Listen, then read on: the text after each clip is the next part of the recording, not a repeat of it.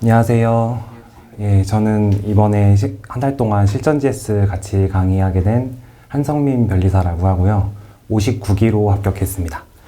그래서 먼저 일단은 사실 제가 올해 첫 강의라서 일단 많이 떨리기도 떨리는데 이런 학원 강의는 해봤거든요. 이게 중고등학교 수학과학과에 강의 이런 건 해봤는데 변리사 강의는 처음이니까 많이 떨리긴 한데 그래도 준비를 잘 해올 테니까 많이 좀 양해해 주셨으면 좋겠고, 아무튼 좋은 강의 제공해 드리도록 하겠습니다. 먼저 이제 간단히 소개를 드리면, 일단은 문제는 당연히 받으셨겠고, 그리고 이제 자료가 오늘 3가지가 총 나갔어요. 이제 첫 번째가 이거 못 받으셨나요?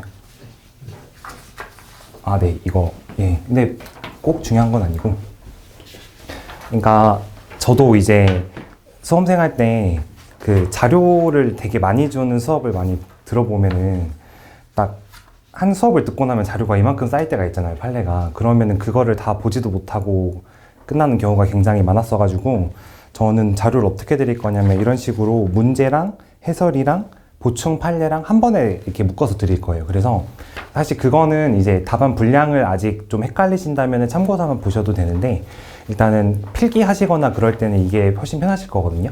그래서 이건 안 받으셨나요? 네. 네. 문제랑 해설이랑 답안이랑 이렇게 같이 보시면 됩니다.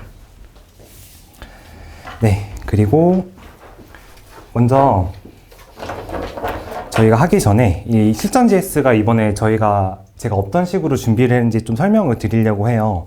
그러면은 먼저 아셔야 되는 게 뭐냐면, 혹시 두 분 다 동차는 아니신 거죠? 네네. 그래서 첫 번째로 말씀드리고 싶은 게 뭐냐면, 제가 수험 생활을 해봤을 때 실전GS랑 기출 문제를 풀러 이제 실제로 가봤을 때 나오는 실제 문제랑 조금 차이가 있습니다. 그래서 이제 그 차이에 대해서 설명을 드리기 위해서 기출문제 프린트 받으셨죠? 네. 기출문제 프린트 안 받으셨나요? 네. 이거 두 분 다. 네. 기출문제 프린트.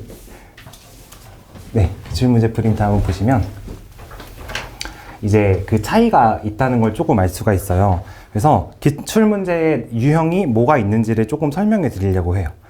일단은 혹시 기출문제를 좀 보신 적이 있으신지는 모르겠는데, 첫 번째로 어떤 문제가 좀 나오냐면 판례 퀴즈형 문제가 나옵니다.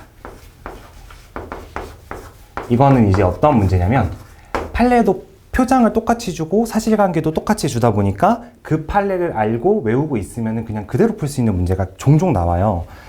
근데 이제 두 번째로 어떤 문제가 나오냐면은 표장도 만들고 사실관계도 만들어가지고 창작 사실관계 문제가 나옵니다. 자, 이제 창작 사실관계 문제가 나오고, 세 번째로 뭐가 나오냐면 종종 저희 시험에서도 단문형 문제가 나와요. 그러니까 상표법 기본서에 있을 만한 이론들을 쭉 쓰라는 그 내용이 나오기도 하거든요. 그 다음에 또 나오는 게 뭐냐면 학판검 문제가 나와요. 어떤 논점에 대해서 학판검을 그냥 바르라는 식으로 나오는 게 있습니다. 자, 근데 여기서 문제가 뭐냐면, 어떤 문제가 제일 내기 편할지를 생각해 보시면 되는데, 판례를 그대로 내고 표장도 그대로 내면은 일단은 문제도 굉장히 만들기 쉽고요. 수험생분들한테 어떻게 보면은 욕을 안 먹을 수가 있어요. 왜냐하면 정확한 문제를 낼 수밖에 없으니까. 그래서 실전GS 문제를 보면은 판례 표장이랑 사실관계를 그대로 발라가지고 강의를 하는 경우가 굉장히 많습니다. 그럼 이게 장점과 단점이 있는데, 첫 번째 이게 장점이 뭐냐면, 판례 사실관계를 문제를 풀다 보면 자연스럽게 체득을 할 수 있으니까 그게 굉장히 좋기는 해요. 근데 기출문제에서 막상 표장을 바꿔서 나오는 경우가 굉장히 많거든요. 그러면 그 예시를 한번 보도록 할게요. 이제 기출문제에서, 잠시만요. 네, 이제 맨 첫 장 기출문제를 보면은 59회 기출문제가 있는데, BKMG 맥스 상으로 된 문제가 있습니다. 이게 59회 1번 문제거든요. 그러면은 BKMG 맥스라는 판례는 사실 없죠. 그러면은 이 판례는 뭐냐면, 판례를 가져오긴 가져왔는데 표장을 가져오지 않고 사실관계만 가져온 거예요. 그러면 이제 맨 뒤로 한번 가보시겠어요? 맨 뒤로 가보면은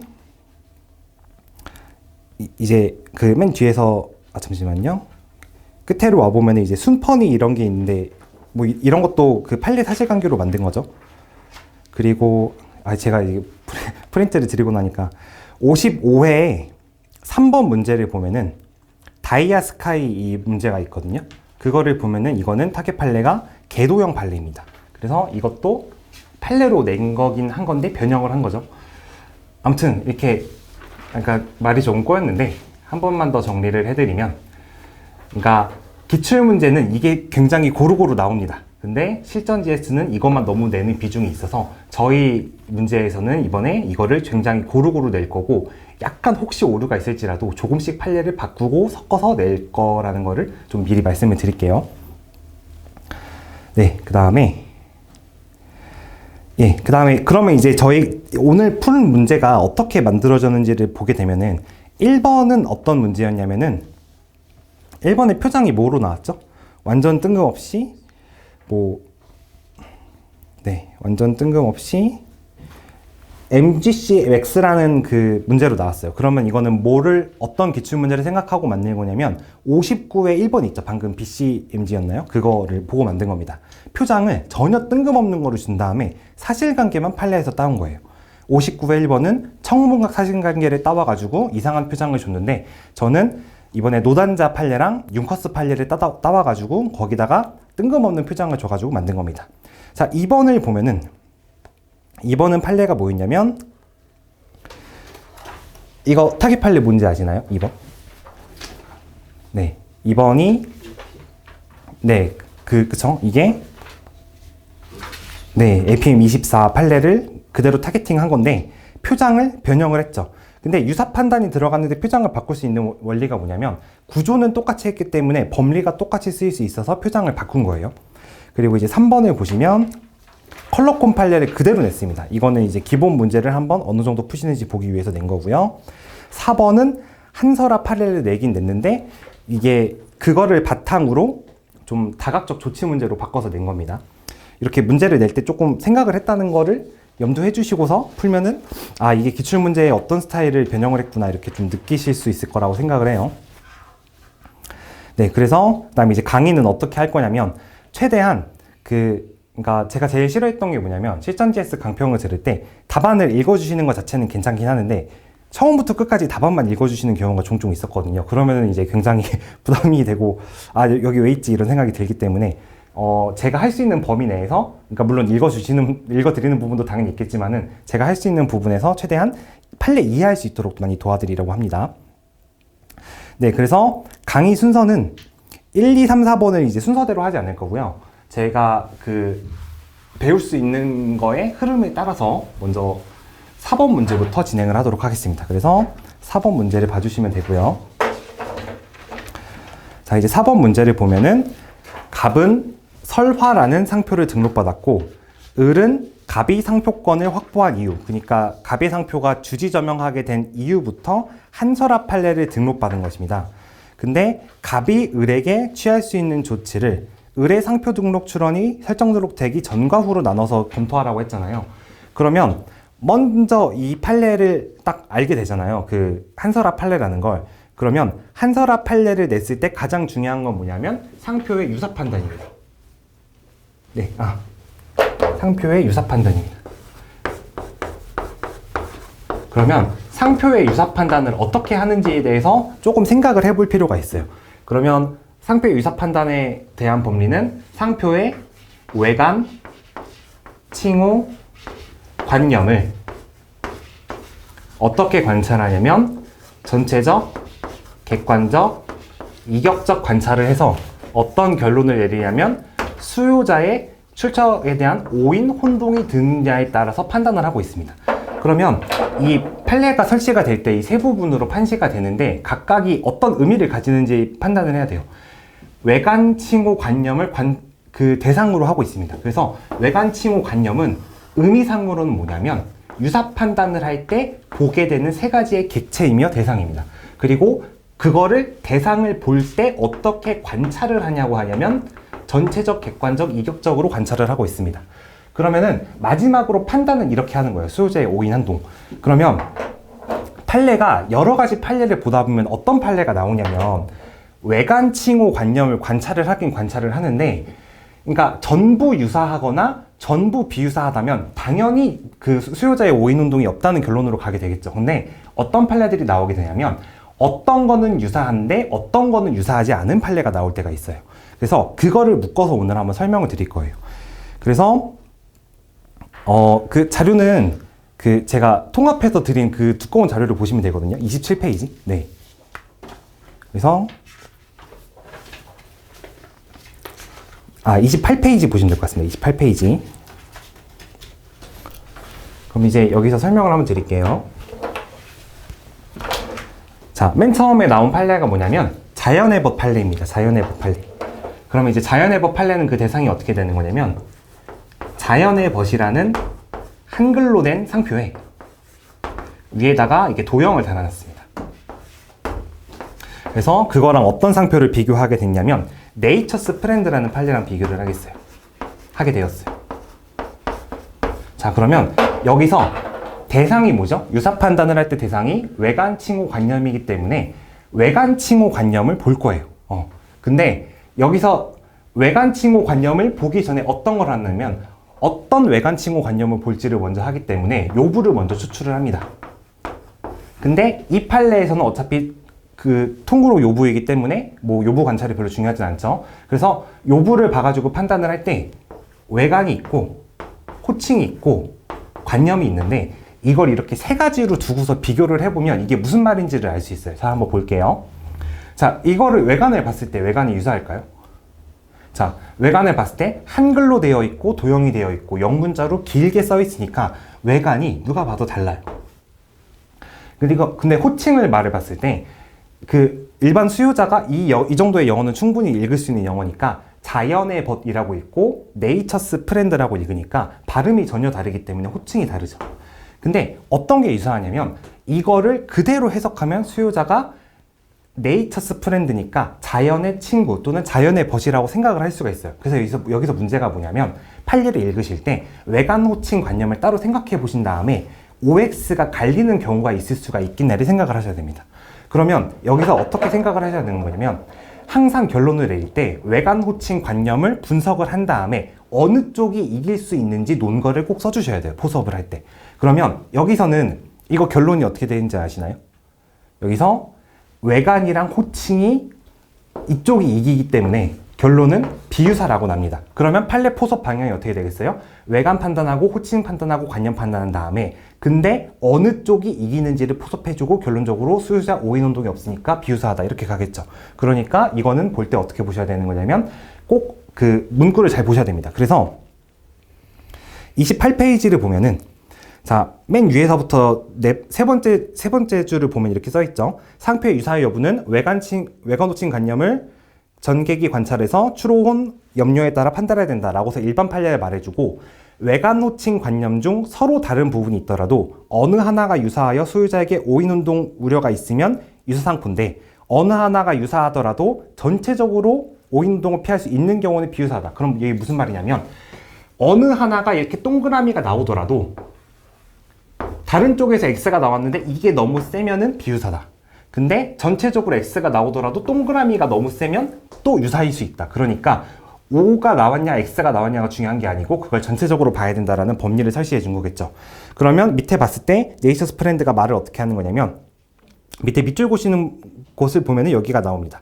외관과 호칭의 확연한 차이로 전체로서 뚜렷이 구별되므로 라고서 어떤 포섭을 해주죠? 여기서 외관 호칭 관념 중에서 외관과 호칭이 차이점이 크다라는 걸 논거로 사용했습니다. 뚜렷한 차이라고 해서 크다라고 사용을 했습니다. 그러면 이거는 당연히 비유사로 가게 되는 거겠죠. 자, 이런 식으로 조금 자세히 했는데 다른 판례도 해보면 이게 좀 더 잘 이해가 가거든요. 자, 이제 다음 판례를 보면은 나는 조선 떡볶이다 라는 판례를 볼게요. 나는 조선의 떡볶이다.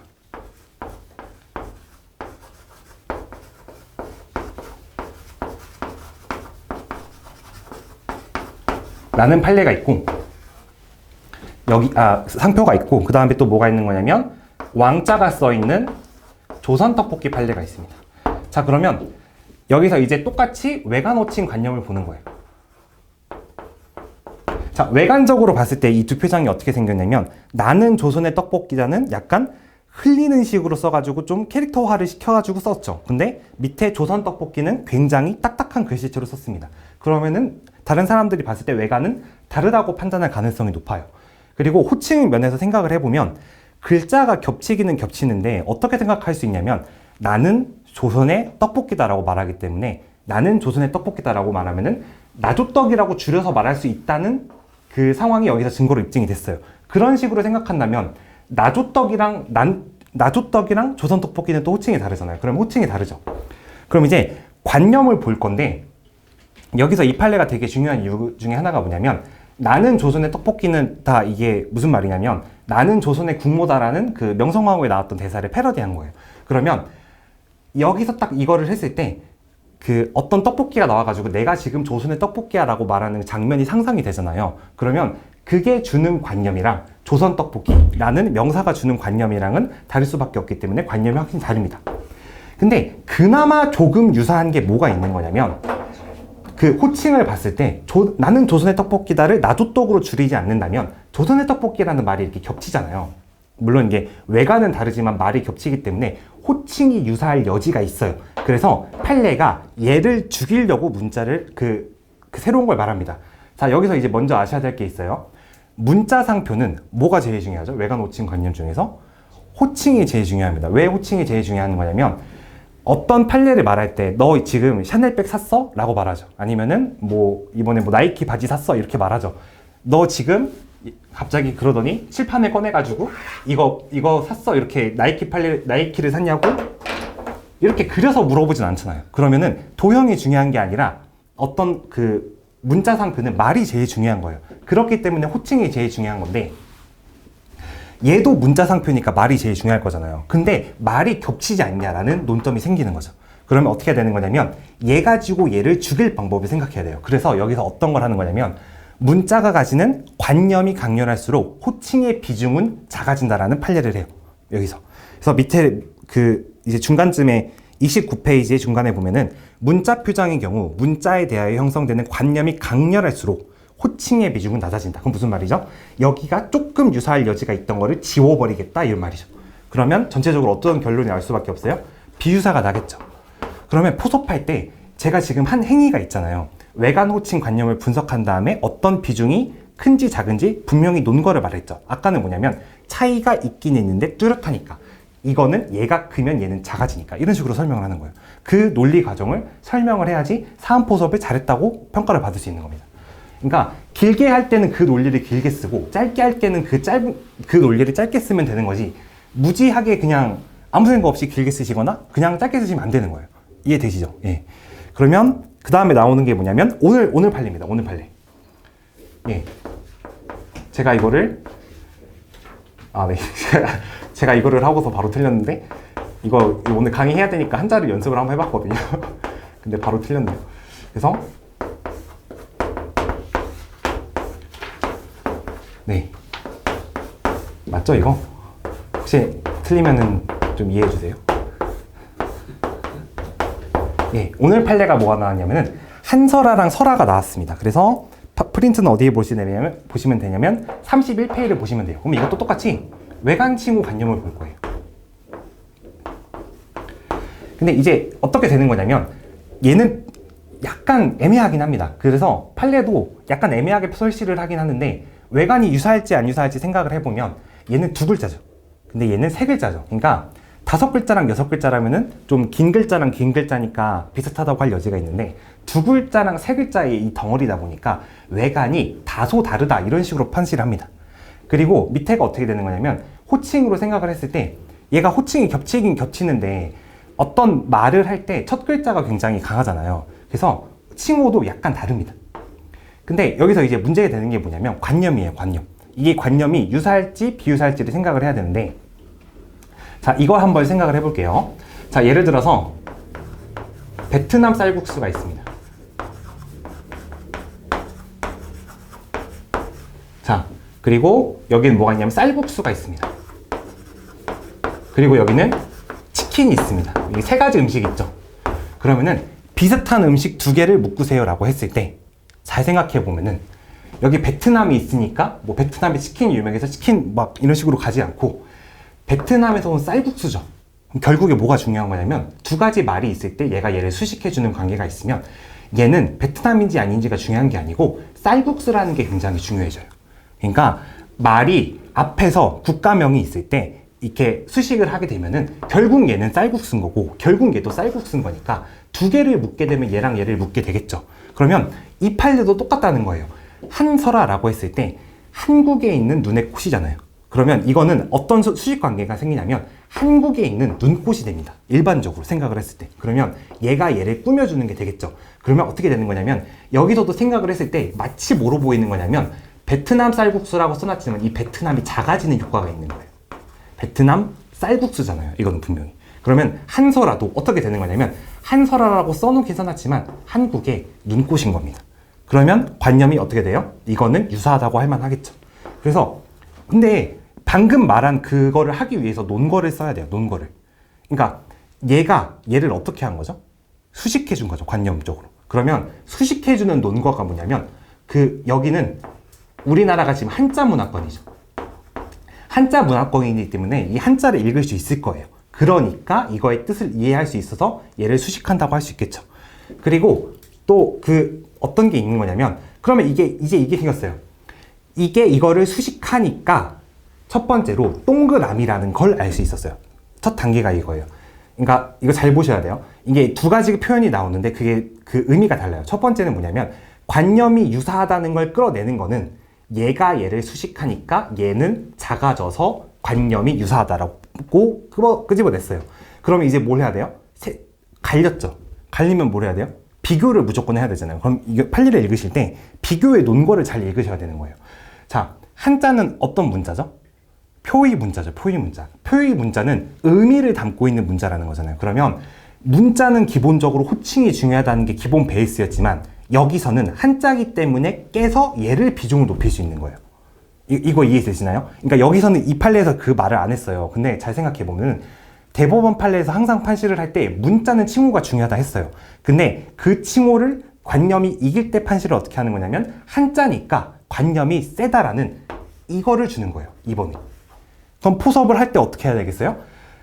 이게 한자 문화권이니까 수식하는 관계니까 관념이 유상하다라고 말하고 두 번째로 이게 표의 문자니까 의미가 중요하다라고 해서 이게 이긴다는 표섭을 해야 되겠죠. 그러면은 교수님들이나 아니면 변리사들이 읽을 때 어떻게 읽냐면 이거를 거쳤는지 보는 거예요. 그러니까 저도 맨 처음에 그 사안 포섭할 때 자꾸 어떻게 하려고 그러냐면 표의 문자라는 말이 중요하다고 했어. 그러니까 표의 문자라는 말을 넣자.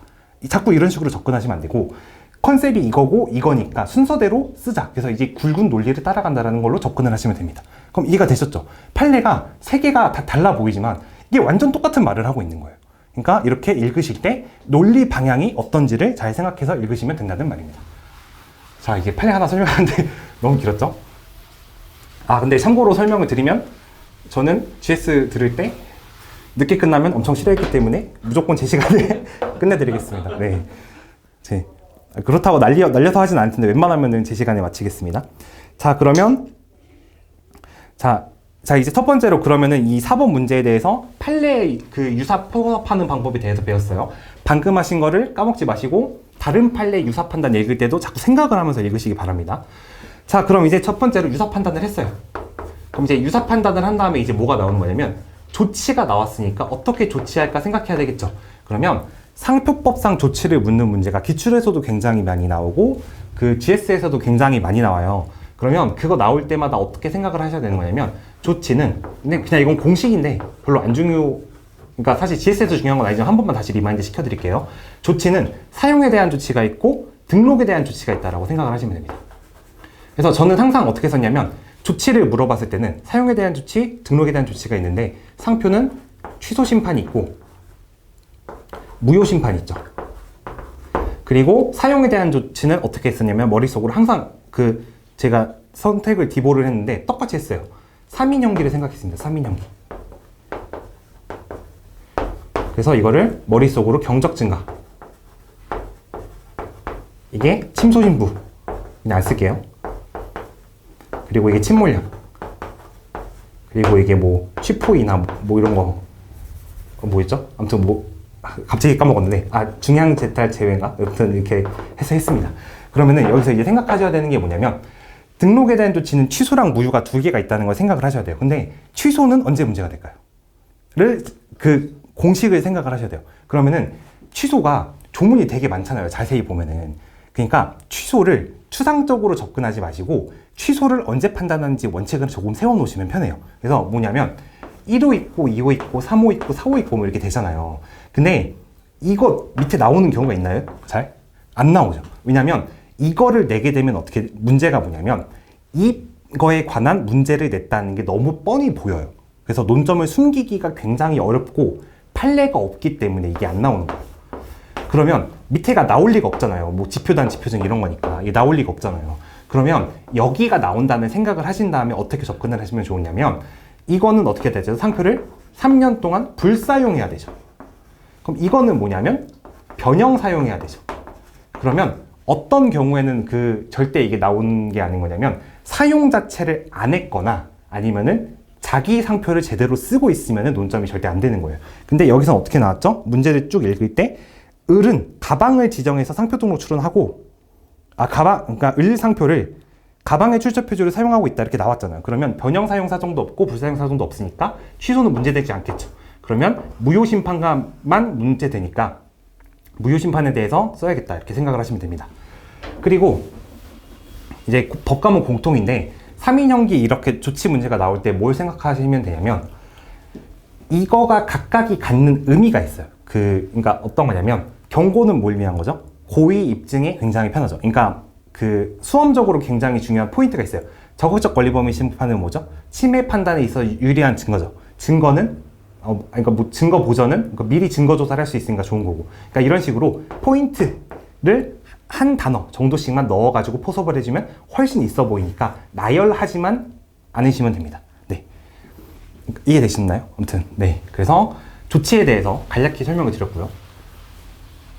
자, 그럼 이제 이거는 제가 답안지를 아예 안 볼 수는 없고 간단히는 보겠습니다. 그래서 25페이지를 보시면 상표에 대한 조치를 이제 살피는데, 자, 먼저 일단은 24페이지 한 번만 볼게요. 문제사를 통문제로 출제하는 경향이라고 되어 있어요. 그럼 이게 뭐냐면 근래 변리사 시험에서는 통문제가 안 나왔어요. 그게 무슨 말이냐면은 30점짜리 문제가 30점으로 나오잖아요. 그러니까 소문제가 꼭 있잖아요. 근데 57회 4번이랑 54회 4회는 통문제가 나온 적이 있긴 있어요. 그러면 생각을 하셔야겠죠. 그러면 통문제가 나왔을 때는 목차를 어떻게 잡으시면 되는 거냐면 원래는 이렇게 하고 설문이 이렇게 하시잖아요. 근데 통문제가 나왔을 때는 이 목차가 지금 처음에 들어가 되니까 그냥 이거를 이렇게 하고서 문제의 소재 이렇게 쓰시면 됩니다. 그리고 뭐 이렇게 이런 식으로 목차 나가시면 돼요. 당연한 얘기지만.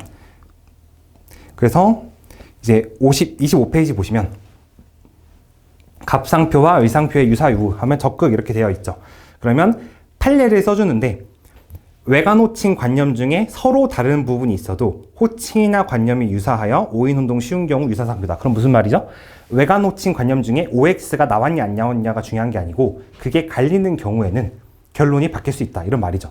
그래서 밑에 사안 포섭 보시면은 글자체 차이로 외관은 살짝 다르고 호칭도 살짝 다르다. 근데 한자 문화권인 언어 간습상 수식 관계에 있으니까 관념이 동일하며, 아까 이거 관념에다가 동그라미를 치는 작업이 3번이에요. 그리고 4번이 뭐죠? 표의 문자이므로 관념의 비중이 크다. 그러니까 1, 2번이랑 3번을 비교하는 게 4번인 거죠. 이해됐죠? 예. 그러니까 한자 문화권만 넣었는데 왜 점수가 안 나왔지? 표의 문자라는 말 넣었는데 왜 점수가 안 나왔지? 이렇게 생각하시면 안 되고 3번도 하셨어야 되고 4번도 꼭 하셨어야 됩니다. 이해되시죠? 자, 그래서 아무튼 유사하다고 판단되었습니다. 그래서 조치를 뭐 할 거냐면 등록 전에는 출원에 대한 조치고 등록 후에는 상표권에 대한 조치잖아요. 근데 어차피 거절이든 무효사유든 그 34조에 해당하는 그 조문은 똑같으니까 밑에서부터 포섭을 해줍니다. 근데 여기서 이제 어떤 게 중요한 거냐면 배점을 잘 생각하셔야 되는데요. 등록에 대한 조치도 써야 되죠. 그리고 이 판례를 냈다면 분명히 유사 판단을 물어봤던 거니까 유사 판단도 거의 한 바닥을 써야 되죠. 그러면은 배점이 별로 크지가 않은데 7호, 9호, 11호, 12호, 13호 이런 거를 전부 다 나누게 되면은 이거 배점이 너무 넘쳐가지고 다른 데서 배점을 깎아먹을 수밖에 없어요. 그래서 이게 저는 이렇게 표현을 하고 싶은데 이게 묶을 수 있는 용기가 필요해요. 가끔은. 네, 그래서 저희가 뭘 묶게 되냐면 그러니까 미등록 상표인데 보호하는 규정이 9호, 11호, 12호, 13호가 있죠. 와, 잠시만요. 자, 미등록 상표인데 보호하는 규정이 9호, 11호, 12호, 13호 이렇게 있어요. 근데 묶을 때 이제 어떻게 묶으시면 되는 거냐면 통으로 묶어도 되긴 되거든요. 근데 약간 배점이 허락하신다면 만약에 두 개로 묶게 되냐면 이렇게 묶으시는 게 좋아요. 그게 왜 그런 거냐면 판례 원문을 읽다 보시면 아실 텐데 뭐 와라와라 판례나 아니면은 뭐 다른 판례들 많이 읽어보시면 알 텐데 판례가 포섭을 할 때 항상 13호에 있는 부정하는 목적은 굉장히 자세히 포섭을 합니다. 이게 판례의 경향이고 그 이론들이 발전해 온 경향이에요. 저희는 대법원 판례를 굉장히 존중하기 때문에 13호에 있어서 특이한 요건인 부정한 목적을 따로 포섭하기 위해서 13호를 떼시는 게 좋은 경우가 있습니다. 이렇게 생각하시면 돼요. 그러니까 이게 공식 같은 게 아닙니다. 13호는 무조건 떼야 된다 이런 게 아니고요. 13호의 부정한 목적을 따로 판단하는 게 좋은 경우가 있기 때문에 만약에 두 개만 묶는 정도의 그 배점이 나온다면 이렇게 나누자로 생각을 하시면 되는 거예요. 그래서 9, 11, 12 해당 여부 보면은 소유자 오인운동 방지 위한 규정이다 이렇게 해서 묶어서 판단을 한번 했죠. 그리고 13호를 보면은 부정한 목적을 살짝 그 포섭해가지고 이런 식으로 넘어갔습니다. 그래서 이제 뭐 무효심판과 이의신청 정보 제공을 했다 이렇게 생각하시면 되고요. 그 다음에 이제 사용에 대한 조치는 어떤 게 문제가 되는 거냐면 일단 침해인지 아닌지 자체가 문제가 되는 거예요. 자, 여기서 이제 논점이 하나 나오죠. 이번에 나왔던 건데 지금 어떤 상황인 거냐면 을이 상표를 쓰고 있어요. 근데 어떤 거에 논점이 되는 거냐면 을이 상표를 쓸 수 있는데 상표권의 효력은 뭐가 규정하고 있냐면 89조가 규정을 하고 있죠. 그러면 그 효력은 어떻게 나뉘냐면 적극적 효력과 소극적 효력이 있어요. 그런데 디자인 보호법과 다르게 상표법은 어떻게 되냐면 적극적 효력은 자기 것만 딱 쓸 수 있는데 소극적 효력은 유사 범위에서 쓸 수 있죠. 그래서 이게 뭐가 되는 거냐면 89조에 잘 보면 자기 상표를 동일 범위에서 쓸 수 있는 그 효력에 대해서 명백하게 법문으로 규정을 하고 있어요. 근데 지금 어떤 거냐면 앞에 상표권을 누가 등록을 받았어요. 근데 얘도 자기 상표권에서 등록을 받았어요. 그러면 어떤 경우에 문제가 되는 거냐면 얘가 등록받고 얘가 등록받았는데 얘의 유사 범위라고 만약에 생각을 해볼게요. 그러니까 얘는 갑이에요. 갑이 등록받았고 동일 영역이고 동일 영역이에요. 그래서 어떤 경우에 논점이 되는지 생각을 해보셔야 되는데 을이 자기 상표를 유사 범위에서 쓴다면 지금 여기서 데이터 팩토리 판례가 나왔는데 그게 논점이 될까요? 그러면 논점이 안 됩니다. 왜냐하면 법문에서 규정하지 않은 효력으로 쓰고 있는 거니까 이쪽에서는 논점이 안 되죠. 근데 언제 논점이 되는 거냐면 얘 유사 범위가 이렇게 넓어서 전용권 범위를 썼는데 남의 그 소극적 효력이 미치는 범위가 됐을 때 논점이 되는 거예요. 그러면 얘는 뭐죠?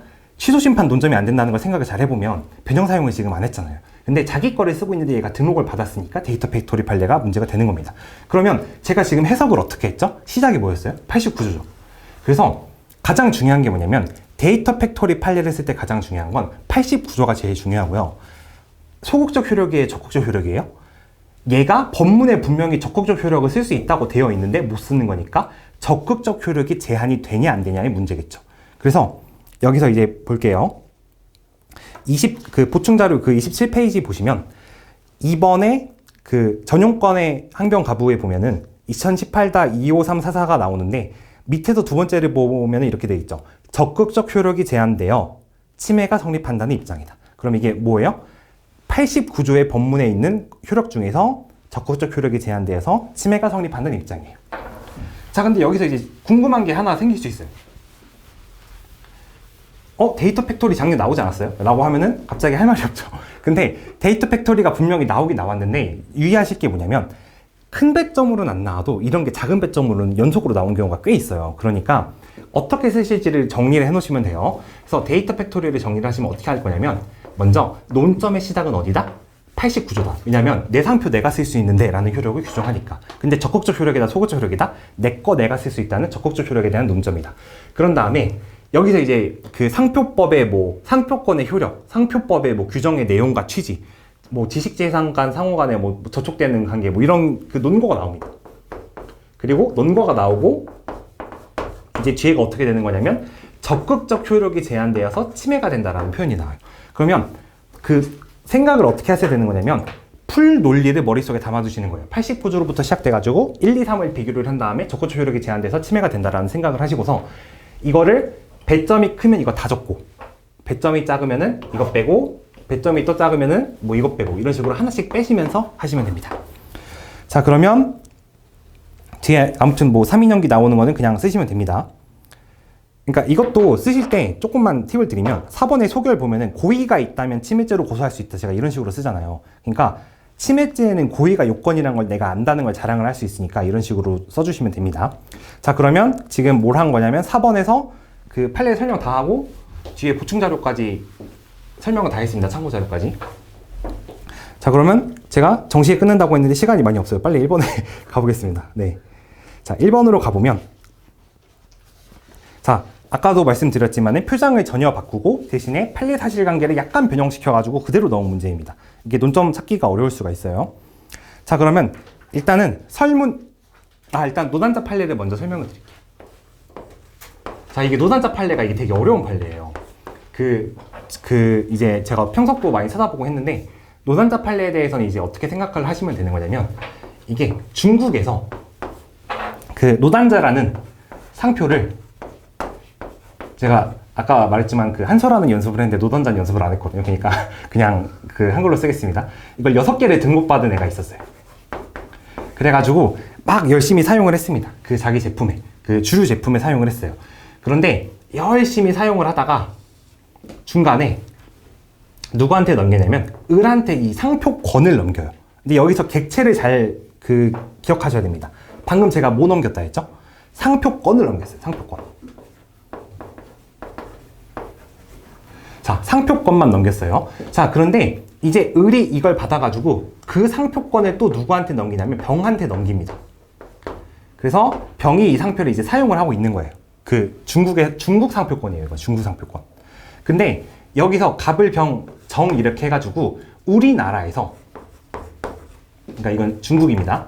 우리나라에서 어떤 애가 이제 노단자를 또 등록을 받은 거예요. 한자로. 그래서 이제 뭐가 되는 거냐면 이거 등록받은 게 얘가 넘겨받은 이 상표에 의해서 선사용 상표권에 13호 저촉이 되냐가 문제가 되는 겁니다. 이거 이해되시나요? 근데 여기서 이제 중요한 포인트가 뭐냐면 이게 판례 문구에만 너무 꽂혀서 생각을 하시면 안 돼요. 여기서 판례 문구가 뭐가 나오냐면 상표의 사용 기간 중에 권리 주체가 변경된 경우에 대한 판례잖아요. 근데 그것만 생각하면 되시는 게 아니고 여기서 특허법원 판례는 여기서 얘가 형성한 신용이 얘한테 안 간다고 봤어요. 그거를 아셔야 돼요. 그러니까 결론은 뭐냐면 얘가 그 형성한 그 신용을 얘가 받기 때문에 얘가 13호에서 타인의 그 상표가 되는 거니까 이게 13호 해당된다 이렇게 가는 거거든요. 근데 특허법원에서는 얘 신용이 얘한테 안 간다고 봤어요. 그게 왜 그러냐면 이게 기존에 있던 법률을 생각하시면 돼요. 자, 예를 들어서 삼성이 있었어요. 삼성이 있었는데 이건인가요? 이제 빨간색 쓰면 안 되는데. 자, 빨간색 쓰면 안 되고. 아무튼 이건희가 있었어요. 예. 자, 이건희가 이렇게 있었는데 그 분이 이렇게 돌아가셔가지고 이재용이 물려받았어요. 약간 예시가 조금 적절하지 않을 수 있긴 한데 이거를 통째로 영업을 그대로 받은 거잖아요. 자, 이 사람이 받은 게 상표만 받은 건가 아니면 영업을 통째로 받은 건가요?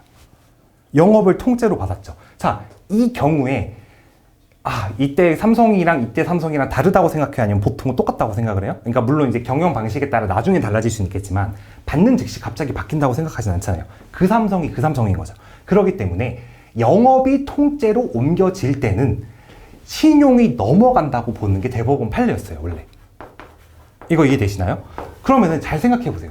여기서 만약에 내가 뭐 아들한테 포괄적으로 이렇게 줬다. 영업을 그냥 아예 내 가게 그냥 너가 다 가져. 이런 식으로 줬다 그러면 이게 문제가 안 되잖아요. 그래서 여기서 문제가 뭐냐면 얘는 얘한테 상표권을 줬어요. 이거 이해되시나요? 그러니까 무슨 말이냐면 스타벅스가 이렇게 있었어요. 자, 스타벅스에 가면은 어떤 생각을 하게 되죠, 저희가? 그러니까 예를 들어서 뭐 캐러멜 마키아토가 맛있고 이런 거 이렇게 나무로 된 여기 가면은 콘센트가 제대로 꽂혀 있고 그 사이렌 오도로 되고 이런 방식들이 많죠. 근데 어떤 사람이 스타벅스 상표권을 사간 거예요. 근데 스타벅스 상표권을 사갔는데 자기 마음대로 쓰는 거예요. 메가커피처럼. 그래서 1,500원에 아메리카노를 팔고 가보면 콘센트도 없고 와이파이도 안 돼요. 그러면 이 사람은 지금 영업을 통째로 가져온 게 아니고 상표권만 사갔으니까 자기 마음대로 한 거죠. 자, 이 경우에 이 스타벅스에 대한 신용이 여기한테 간다고 하면 될까요? 안 될까요? 안 되겠죠. 그러니까 이게 다르니까 문제가 발생하는 거예요. 그러면 여기서 대법원이 그래서 어떻게 했냐면 특허법원은 야, 이거랑 다르지 않냐, 이게 포괄적으로 영업을 가져가는 거랑 다르게 상표권만 싹 가져갔으니까 이건 영업 그 신용이 귀속이 안 돼. 그러니까 너는 얘가 가져간 걸로 그 선사형 상표, 타인의 상표를 할 수 없어 라고 결론을 내렸어요, 특허법원은. 근데 대법원은 어떻게 결론을 내렸냐면 그렇게 일률적으로 결론 내릴 게 아니다라고 얘기를 해요. 이거 이해되시나요? 그러면 어떻게 되는 거냐면 선상표의 사용 기간 중에 근데 출처가 뭔지를 이 사람이 말해주는 거예요. 그러니까 여기서 자꾸 우리가 얘기를 하는 그 출처에 신용 귀속이 된다는 게 뭔지가 되게 애매하잖아요. 그러면 뭘 먼저 말해줘야 되냐면 여기서 귀속이 되는 그 출처, 신용이라는 게 뭔지를 말해줘요. 어떤 누구인지 알 수 있게 동일하고 일관된 출처이기만 하면 되는 거지 특정인이 가지고 있는 그런 게 아니라는 거예요. 그리고 그게 넘어가서 얘한테 넘어가게 되겠죠. 그런데 그 어떤 조건 하에서 넘어갈 수 있게 되는 건지 여기서 말을 해주는 겁니다. 그래서 6페이지를 잠시 볼게요. 그 보충 자료. 선사용 상표가 여기서 이제 처음에 나오는 게 판례가 어떤 순서로 있는지를 보세요. 선사용 상표가 특정인의 상품을 표시하는 것이라고 인식되어 있다는 것은 일반 소유자를 표준으로 거래 실정에 따라 있는 객관적인 상태를 말하는 것이어 명칭이 구체적으로 알려질 것까지는 없더라도 누구인지 알 수 없더라도 동일하고 일관된 출처로 인식될 수 있으면 충분하다 이렇게 나오죠. 그러니까 명칭이 중요한 게 아니고 뭔가 동일하고 일관된 느낌인 거예요. 이 스타벅스랑 이 스타벅스는 다르지만 동일하고 일관된 느낌이면 된다는 거예요. 근데 변경에도 불구하고 여기서 두 가지가 나와요. 그 수요자들에게 여전히 동일하고 일관된 출처로 인식되거나 변경 전의 사용만으로도 특정인의 상표라고 인식될 수 있는 경우. 그건 무슨 말이냐면 변경은 됐는데 이어진다는 느낌이 드는 경우, 아니면 얘가 신용을 다 완성해 놓은 거를 받은 경우, 이렇게 두 가지가 나오는 거예요. 이 규정이 적용될 수 있다. 그럼 이거 이해되셨죠? 그럼 이거는 상표권이 넘어가는 상황에서 되는 겁니다. 자, 그러면 여기서 이제 설명했으니까 이제 앞에 해설을 볼게요. 자, 1번에 보면은 그 설문 1 보면은 취지랑 부정한 목적의 판단 기준에 대해서 논하라고 되어 있어요. 취지애라고 나오네. 취지와죠. 그래서 이런 문제는 어떻게 생각하시면 되냐면, 자, 이거는 판례를 쓰라는 문제죠. 판례에 분명히 13호 취지 나오고 판례에 부정한 목적 판단 기준이 나오잖아요. 그러면 너무 이상한 내용 많이 넣으실 필요 없고 판례 문구를 정확히 넣으시면 되는 겁니다. 그리고 너무 막 이상한 거 많이 넣으실 필요 없고 깔끔하게만 딱 쓰고 넘어가신 다음에 다른 문제를 잘 쓰시는 게 나아요. 자, 2번을 보면은 정의 이런 주장을 합니다. 상표권만을 양수받은 거지 영업일체를 함께 이전받은 거 아니니까 주지성 승계는 아니지 않냐. 이제 이 말이 이해가 되시지 않나요? 그래서 주장의 타당성을 고려하면 어떻게 된 거죠? 그거는 특허법원 입장이었고 대법원은 일정 요건 하에 된다 그랬으니까 포섭하면 되겠죠. 자, 그러면 이제 3번은 뭐냐면 제가 배점이 조금 남아가지고 약간 판례 퀴즈처럼 낸 문제인데, 연간 매출액 중 매출액이, 그러니까 얘가 벌어들인 어떤 돈이 많은데 매출액의 특정 부분이 특정이 안 돼요. 그리고 시장 점유율이나 광고비 등이 확인할 수 있는 자료가 없다 그래요. 그럴 때 특정인의 상표로 인식되었는지 볼 수 있는지 논하시오. 근데 이거는 그냥 판례가 있으니까 외우시면 되는데 융커스 판례라는 판례가 있습니다. 거기서 얘가 번 돈이 엄청 많은데 그 중에서 노단자 딱지 붙인 상품이 얼마나 팔렸는지가 약간 특정이 안 돼요. 그래도 다른 요소가 되게 많을 때는 특정인의 상표로 인식되었다고 볼 수 있다. 그냥 이런 결론의 판례가 있다만 아시면 돼요. 융커스 판례. 이거는 제가 말했지만 이거 그냥 이렇게만 말해주면 되잖아요. 그래서 뒤에 판례 읽어보시면 됩니다. 자, 그래서 이제 문제 2번을 가볼게요. 문제 2번. 자, 문제 2번도 저도 이런 거는 깊게 설명하지 않을 거예요. 그 이해가 필요한 판례가 있고 연습용 판례가 있는데 4가지 문제를 다 균일하게 설명하면 약간 시간 버리는 게 있어서 포인트만 짚어주면 되는 문제는 포인트만 짚어드릴 거예요. 자, 자, 이제 여기서는 뭘 생각하면 되는 거냐면 이게 원래 스토리지 A.P.M이고 APM24입니다. 지금 11페이지 보시면 돼요. 근데 이게 어떻게 생각하면 되는 거냐면 APM이라는 게 특정한 관념을 주는 게 아니잖아요. 그냥 문자 3개라는 생각만 되지 특정 관념을 주지 않죠. 그러면 이런 문제는 그냥 영문자 다른 걸로 바꾸면 되잖아요. A, B, C 이런 거라면 관념이 생겨버리니까 뜬금없는 걸로 바꾸면 되는 거니까 제가 뜬금없는 걸로 바꾼 거예요. 이런 식으로 변형해서 낼 수 있다는 걸 생각하시면 됩니다. 그래서 APM24 판례는 뭐가 중요한 거냐면 먼저 옛날에 등록받았던 애가 뭐냐면 사실 이거 판례가 스토리지 한 다음에 이게 APM 뭐 이런 식으로 됐었어요. 근데 앞에 있던 사람은 어떤 거에 등록을 받는 거냐면 이때는 광의의 포괄 명칭을 등록을 받을 수 없으니까 백화점, 편의점, 뭐 대형 하드마트업, 슈퍼마켓업을 등록을 못 받은 거예요. 그래서 어떻게 등록받았냐면 그 뭐뭐의 판매업을 등록받은 겁니다. 판매업, 판매대행. 그런데 이제 나중에 다른 애가 뭘 받은 거냐면 APM24를 등록을 받은 거예요. 근데 얘가 이제 뭘 받은 거냐면 이제 그 개정법이 됐으니까 백편제슈를 등록을 받은 겁니다. 그럼 이제 뭐가 되는 거냐면 이거 유사한지 논점이 하나 되고 이거 유사한지 하나 논점이 되겠죠. 그런데 이거는 이제 대법원에서는 이쪽만 논점이 됐고요. 특허법원에서는 이게 논점이 되긴 했거든요. 그러니까 특허법원 포섭 방향은 제 거 지금 답안에 있는 거 그냥 그대로 보시면 되고 이거랑 이거를 유사 판단하는 게 굉장히 좀 특이한 경우니까 그러니까 이게 작은 규모의 판매 대행업이랑 백편대슈랑 포섭을 어떻게 할지 포섭만 보시면 되는 판례가 APM24입니다. 그래서 이거는 앞에 거 다 그냥 그 혼자 보시면 되고 15페이지 보시면은 이 판례가 어떤 방향으로 설치하는지 볼게요. 상표랑 그러니까 여기서 이제 뭐 하는 거냐면 상품의 유사 판단을 하는 거예요. 그래서 먼저 첫 번째로 아셔야 될 게 상품의 유사 판단을 한다고 하면은 어떤 식으로 그 판례를 써야 되는지를 먼저 봐야 돼요. 죄송하지만 잠깐 앞으로 다시 갈게요. 12페이지 가시면은 상품의 유사 판단 기준에 이게 나와요. 서비스의 유사 여부는 동일 또는 유사한 상표를 사용하였을 때 동일한 영업 주체가 제공되는 서비스로 오인될 우려가 있는지 여부를 기준으로 판단하되 라고 나옵니다. 근데 여기서 그것 때문에 많이 틀리시는 게 뭐냐면 저희가 맨날 성내 뭐 방장 재수 아니면은 뭐 품용용 생팡수만 외우다 보니까 1번 부분 판례가 있다는 걸 자꾸 까먹으세요. 그래서 1번 부분 판례도 써줘야 되는 거예요. 이거 이해되시나요? 근데 그게 왜 그런 거냐면 그러니까 생각을 항상 하고 푸셔야 되는데 일반적인 판례가 나왔을 때는 그 상품 판단이 중요하지 않은 경우가 훨씬 많거든요. 왜냐면 상품이라는 건 굉장히 구체적인 어떤 물건을 줘야 되기 때문에 그거를 막 자세히 포섭할 게 많이 없어요. 상표보다. 근데 이 판례가 만약 타겟 판례로 나왔다면 이게 아까도 말씀드렸지만 이게 문자를 바꾸기만 하면 이 판례가 나올 수 있는 거잖아요. 그러면 이게 나왔을 때 이거 대행업 이거랑 다행업이랑 백편대슈랑 유사 판단이 나왔다 그러면 이거랑 이거를 판단하실 때는 1번도 써주시는 게 좋습니다. 왜 그러냐면 이거는 상품 유사 판단이 메인 쟁점으로 나온 판례잖아요. 예, 그러니까 그걸 생각하시고서 써야 된다는 것만 강조를 드리고 다시 15페이지로 돌아가면은 가나다라마라고 해가지고 엄청 길게 포섭을 합니다. 이거를 읽어보시면서 포인트 정도만 살짝 이해를 해두시고서 사실관계에 나오면 이것만 그대로 써주시면 되는 거예요. 자, 그리고 이제 설문 2번을 보면은 상표 브로커인 정의, 병원업, 법무서비스업, 건축설계업을 출원해서 이의신청 이유를 논하시오라고 되어 있어요. 그런데 이제 괄호에 뭐가 나오냐면 달리 인식도를 취득하였다는 사정이 없으므로 이렇게 나와요. 근데 이거는 설문 스타일을 제가 따온 건데 57의 문제 3을 보면은 인식도와 관련된 사항은 논하지 아니한다라고 괄호를 아예 준 적이 있었어요. 그래서 제가 이거를 그냥 따라한 거거든요. 그래서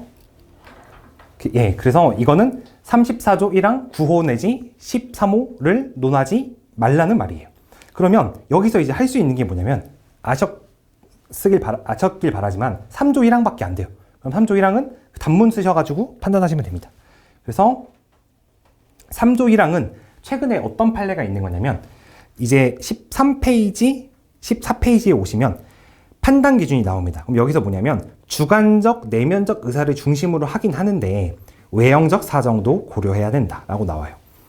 그러니까 이것도 읽으실 때 의미를 생각해 보시면 돼요. 여기서 이거 볼게요. 여기서 일단 이 사건은 뭐냐면 라이트리움 사건이라는 판례인데 이 사실관계를 정확히 아실 필요는 없는 게 이게 형사사건인데 상표법이 조금 문제돼서 언급한 거니까 이건 자세히 아실 필요는 없어요. 이 문구만 그냥 외우시면 돼요. 그런데 자, 이거를 의미를 이해하시면 외우시기가 되게 편해요. 상표를 사용하려는 이게 뭐죠? 의사예요. 상표를 사용하려는 의사. 자, 상표를 사용하려는 의사가 있거나 없는 거에 따라서 거절 이유를 줄 수도 있고 안 줄 수도 있다고 규정을 해놨어요. 그러면은 이거를 판단할 때 주관적인 것도 있고 외형적인 것도 있을 거예요. 근데 의사는 뭘 중심으로 해야 돼요? 주관적이죠. 그러니까 의사는 주관적인 걸 중심으로 할 수밖에 없는 거예요. 근데 주관적인 거는 판단 자체가 주관적이다 보니까 당연히 객관성을 담보하기 위해서 외형적인 걸 고려한다고 판시가 될 수밖에 없는 거예요. 그러니까 이거를 이해하고 읽으시면 되게 편하죠. 그래서 주관적, 내면적, 의사를 중심으로 해야 돼요. 왜냐하면 의사니까 당연히 의사를 중심으로 해야죠. 근데 객관성을 담보해야 되니까 외형적 사고도, 외형적 사정도 고려는 해야 된다. 이러면 되게 논리가 되게 쉽잖아요. 근데 저는 이렇게 논리 외운 다음에 문구를 되게 깔끔히 쓰기 위해서 주관적, 내면적 의사를 중심으로, 주중 이렇게 따고, 그래서 경력, 상품 특성, 경품 이렇게 따고, 외형 고려해서 외고 이렇게 땄습니다. 주중, 경품, 외고 이렇게 땄습니다. 그러니까 이게 한 번만 설명을 드리면 저는 두 문자를 많이 땄었는데 방금 주관적, 내면적 의사를 중심으로 근데 어떤 경력이나 상품 관계를 고려하고 근데 외형 그 경력이나 뭐 상품 등 외형적을 고려한다고 했죠. 그래서 저는 어떻게 외웠냐면은 주중에 어디 놀러 갔는데 경품 뽑기를 한 거예요. 근데 거기서 이제 뽑았더니 뭐가 나왔냐면 외고 당첨 해가지고 이제 외국에 갈 수 있는 티켓을 받았다. 이런 식으로 해서 주중 경품 외고 이런 식으로 했었습니다. 아무튼 쓸데없는 소리였고. 자, 그러면은 여기는 어차피 단문 문제니까 이거는 그대로 외우시면 되고요. 다만 한 가지만 좀 말씀드리고 싶은 건 3조 1항이 나왔을 때는 심사 기준도 좀 써주시면 좋습니다. 왜냐면 이거는 그 교수 GS 같은 거 할 때도 심사 기준은 언급을 하는 경우가 많기 때문에 심사 기준도 좀 써주시면 좋다는 걸 미리 말씀을 드리고요. 자, 그리고 이제 마지막이 3번이죠. 문제 3번. 컬러콘 판례입니다. 자, 여기서 이제 이거는 제가 그 판례 그냥 그대로 낸 거거든요. 그대로. 왜냐면 이거 그대로 내도 꽤 어려워요. 그래서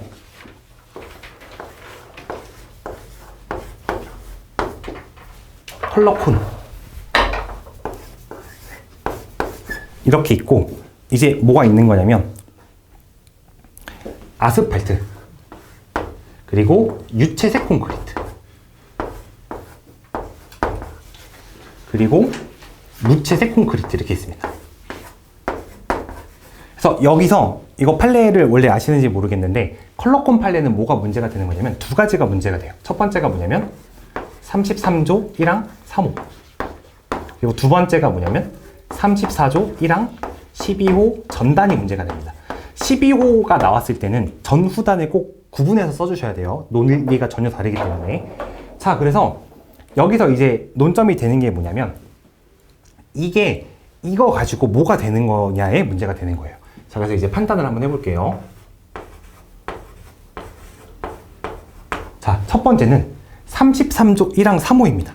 자, 33조 1항 판단 기준이 뭐냐면 상표의 관념, 지정상품과의 관계, 거래 실정에 따라서 객관적으로 판단해가지고 상표의 그 의미, 상품의 그 뭐 성질 등을 직감시켜야 되죠. 근데 직감시키려면은 관련성이 없으면 안 돼요. 그래서 아스팔트에다 대고서 컬러콘이라고 되면은 이게 33조 1항 3호가 될까요? 이거 안 되겠죠. 그러니까 이건 어떻게 생각하면 되는 거냐면 진짜 그런 거면은 이게 해당된다고 생각하면 돼요. 진짜 그런 거면. 그러면 유채색 콘크리트예요. 자, 여기서 근데 알아야 될 게 뭐냐면 상품은 유채색 콘크리트인데 상표는 컬러 콘이잖아요. 그러면 콘이 뭐냐면 콘크리트의 약자라는 말을 포섭을 해야 되겠죠. 그거를 앞에 있는 내용들을 써주시면 됩니다. 자, 유채색 콘크리트에다가 컬러 콘이라고 하면은 컬러 콘크리트라는 거 말이 되니까 얘는 상품의 성질을 직감시키게 되겠죠. 근데 색깔 없는 애한테 하면은 그게 직감이 안 되겠죠. 그래서 이렇게 결론을 표로 그릴 줄 아셔야 됩니다. 그 다음에 34조 1항 12호를 볼 거예요. 12호. 자, 근데 여기서 이제 결론이 조금 어려우니까 잘 보셔야 됩니다. 자, 진짜 유채색 콘크리트한테 컬러 콘크리트라고 하면은 오인이 될까요? 아니면 맞는 말이니까 오인이 안 될까요? 그래서 이거는 오인이 안 됩니다. 근데 이제 여기랑 여기가 이제 중요한 거예요. 자, 무채색 콘크리트인데 색깔이 있는 콘크리트라고 써버리면 사람들이 헷갈리겠죠. 그럼 이거는 헷갈려요. 근데 뭐가 헷갈린 거죠, 지금? 상품에 12호 전단은 뭐가 있는 거냐면 상품에 그 품질이나 성질이 헷갈리는 게 있고 상품 자체가 헷갈리는 게 있는데 이건 상품 자체가 아니죠. 이거는 상품 품질이 헷갈리는 거예요. 품질. 근데 여기서는 달라요. 자, 아스팔트죠. 아스팔트라는 건 아무 한정을 안 했어요. 근데 색깔이 있다라고 하면 여기에는 색깔이 없는 애도 있을 수 있기 때문에 상품의 성질도 오인이 되는 거예요. 근데 이게 중요합니다. 아스팔트랑 콘크리트를 상품 오인이 될까요? 네, 이거는 답이 오인이 되는 건데 이 판례에서 설시하지 않았지만 혹시 넥타르 판례 아시나요? 예, 넥타르 판례를 생각을 해보면 어떤 그 상품이 이렇게 있을 때 두 개가 오인 혼동이 되려고 그러면 동일 계통에 속하거나 재료 외관 판매 계통이 동일하거나 그렇게 해가지고 경제적 결령관계 내지 부실관계가 있어야 된다고 판식을 하고 있어요. 그러면 이 판례에서는 판시를 안 했지만 이 판례의 그 빈 공간을 그 판례로 생각하시면 돼요. 콘크리트랑 아스팔트 그러면은 건축업계에서 동일 계통에서 팔고 있죠. 그리고 판매 계통 같은 게 동일하겠죠. 그럼 건축 자재 파는 데서 파니까. 그러니까 상품 자체도 오인이 있을 수 있는 거예요. 그러니까 이게 맞죠. 근데 포섭을 할 때 어떻게 하셔야 되냐면 이거에 해당한다는 것도 쓰셔야 되는 거긴 한데 이거를 쓰실 때 두 가지를 다 쓰셔야 됩니다. 이게 다르잖아요. 왜냐면 이거 12호 전단에 대한 이론을 전개를 할 때 상품 품질 오인이랑 상품 자체 오인은 별개로 봐요. 그러니까 두 개 다 포섭을 꼭 해주셔야 돼요. 이거를 포섭 안 하시면은 점수가 깎일 수밖에 없습니다. 그러면은 이 판례는 표로 나타내면은 이렇게 되는 건데 이제 이해되셨나요? 그러면 이것만 알면 돼요. 그래서 1번에 무효사유와 심판의 결과를 논하시오 이렇게 되어 있습니다. 그러면 이거는 답안지 쓰는 방법 조금만 설명을 드릴게요. 자, 여기서 보면은 제가 이제 그 위에 소제목을 조금 잘못 썼는데 그 18페이지 맨 위에 보면은 무효 심판의 의의 및 청구인 적격이라고 했는데 제가 여기다가 쓰려다가 뒤에다 쓰려고 제가 뺐거든요. 아무튼 문제의 소재에 완전 쓸데없는 말 쓰시는 것보다 이렇게 무효 심판 의의 취지 쓰는 것도 괜찮을 수 있습니다. 그러고서 결론은 똑같이 하신 다음에 4번에 가시면 청구인 적격 및 소급표가 나옵니다. 그래서 이건 어떻게 되는 거냐면 무효 심판이 나왔을 때 빼먹기 쉬운 게 이해관계 그리고 제척기간 그리고 이제 그래서 무효 심판 청구할 수 있어서 결론적으로는 소멸한다 이런 결론이 나와야 돼요. 그래서 저는 이걸 어떻게 생각했냐면 이제할수라고 했습니다. 그래서 이해관계, 제척기간 그리고 무효 심판 청구할 수 있는데 소급 소멸할 것이다 이런 식으로 쓰면은 여러 가지를 판단할 수 있겠죠. 그래서 그래서 이제 이런 식으로 써주시면 되고요. 자, 근데 이제 2번을 보면 뭐가 나오는 거냐면 1번에서 아스팔트, 유채색 콘크리트, 무채색 콘크리트 전부 다 사식칠을 해서 등록을 받았으면 결론이 달라지는지를 물어봤어요. 그러면 뭘 생각하시면 되는 거냐면 자, 일단 두 가지 논점이 생겨버립니다. 사식칠을 해서 등록을 받았다는 건 일단 이거에 대해서 논점이 하나 되죠. 사식칠을 했으니까. 근데 어떤 것만 논점이 되는 거냐면 여기서 일단 이거에 해당돼가지고 등록 못 받았던 자꾸 제가 반대로 쓰는데 죄송합니다. 얘가 논점이 되는 거예요. 자, 이거 변상해줘야 되나? 자, 아무튼 여기다 논점이 되는 겁니다. 그런데 또 하나 논점이 되는 게 뭐냐면 품질 오인이 있는 게 사식칠을 해버리면 그것도 이거 예외로 봐야 되는 거 아니냐라는 견해가 상표법 주에 있어요. 이거 교과서에도 있거든요. 그러니까 무슨 말이냐면 이게 말이 되게 헷갈린데 잘 생각해 보세요. 그러니까 소금이 있어요. 소금. 이거 대표적인 예시가 뭐냐면 소금에다가 설탕이라고 누가 상표를 등록했어요. 사람들이 너무너무 헷갈리겠죠. 되게 헷갈릴 거예요. 근데 이게 이렇게 된 거예요. 설탕이 얘가 진짜 너무너무 열심히 쓰다 보니까 완전 나이키급으로 유명해진 거예요. 그러면 소금에 설탕이 써있다고 해서 이걸 진짜 설탕이라고 생각할까 아니면 설탕 상표라고 생각할까요? 진짜 이 상표가 유명해졌으면 안 헷갈릴 수도 있겠죠. 예, 그러니까 이런 견해가 있어요. 그래서 34조 1항 12호에 해당하더라도 사식치를 해가지고 등록을 받는다면은 이것도 예외로 봐야 되는 게 아니냐라는 견해가 있어요. 상표부주에. 그래서 이거는 그냥, 그러니까 이걸 지금 왜 냈냐면은 지금 설명하다가 좀 꼬였는데, 그러니까 이런 식으로 뜬금없는 합판검이 나올 때가 종종 있어요. 저희 기출에. 그래서 좀 약간 뜬금없는 기출을 낸 거예요. 그러니까 기출 형식을 낸 거예요. 그래서 소금, 설탕 이런 것처럼 이런 거를 생각하셨을 때 얘도 논점이 든다는 걸 이해하시면 됩니다. 근데 결론은 뭐냐면 그런 거 안 된다 이렇게 생각을 하시면 돼요. 그리고 3번은 뭐냐면 등록 후 사용했을 때 사식치를 했으면 무효심판 결과가 달라진 논하라고 했어요. 이건 뭐냐면 얘가 여기에 해당이 됐는데 33조 2항으로 등록받은 게 아니고 등록 후에 사식치를 했으면 사식치로 그 치유가 되냐 이 문제예요. 근데 그거는 판례가 있습니다. 예술의 전당 판례에서 있는데 이거를 판단하는 기준 시기가 언제죠? 등록 여부 결정 시죠. 그러니까 등록 후 사후적으로 사식치를 한 거는 무효사유 치유를 해당하지 않는다라는 말이 되는 거예요. 근데 그 논점 자체가 왜 나오는지도 좀 이해를 하셔야 되는데 제가 자꾸 최대한 이해할 수 있는 방향으로 알려드리려고 해서 그런 건데, 그러니까 어차피 그 사람들의 논건이 이런 거예요. 등록 후 사식치를 했는데 등록 여부 결정 시에 이거였다고 해서 무효를 시키면 어차피 제출을 하면 등록이 되잖아요. 근데 그 뻘짓을 지금 왜 하고 있냐의 논점인 거예요. 이거 이해되시죠? 예. 그러니까 그런 생각을 하시면 됩니다. 그래서 2번이 방금 말했던 그 소금 설탕 문제인 거고 3번이 방금 말씀드린 예술의 전당 판례 논점인 겁니다. 그래서 이거는 그냥 뒤에 있는 단문을 그대로 바르시면 됩니다. 자, 그래서 네, 조금만 네, 이제 이거 앞에 조금만 더 설명을 드리면 한 가지만 좀 설명드리고 끝낼게요. 이제 여기서 이제 그게 헷갈릴 수 있어요. 이제 서적 판례에서 나왔던 건데 서적의 용도 효능 등을 직감시키지 않는다면 품질 오인에 염려가 없다라는 판례가 있어요. 그게 그러면 여기서 이제 그걸 헷갈리실 수 있는 거예요. 상품의 품질을 그러니까 상품의 성질을 직감시키지 못하잖아요. 그럼 품질 오인 염려는 없는 거 아닌가? 이런 식으로 되는 겁니다. 그러니까 근데 그거는 어떻게 되는 거냐면 예를 들어서 어떤 상표가 있는데, 그러니까 예시가 좀 잘 안 떠오르는데, 그러니까 이거 생각하시면 돼요.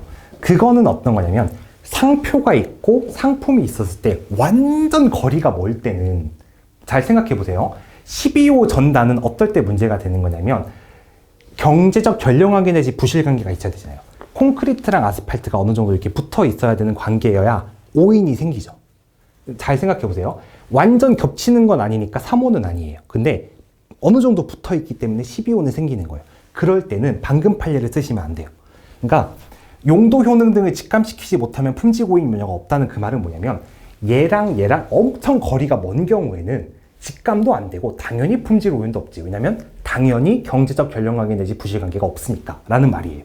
근데 이거는 뭐냐면 이거는 없지만 붙어 있기 때문에 그 판례를 쓰면 안 되고 그냥 아무 말 없이 포섭을 하면 되는 겁니다. 그러니까 그거랑 헷갈리시는 경우가 되게 많거든요.